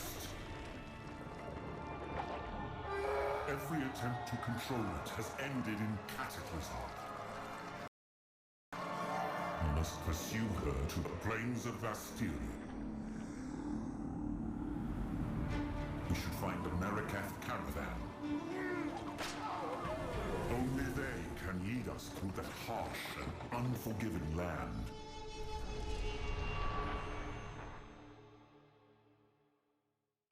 See the internet spiking again. Oh Jesus, it's a good thing I'm ending right now. I'm probably gonna record in a couple of hours again. The rest of it. But for now, let's get to the checkpoint and we'll end it right there. Everything is still loading in. The red sands of the Vastiri. A culture of warriors.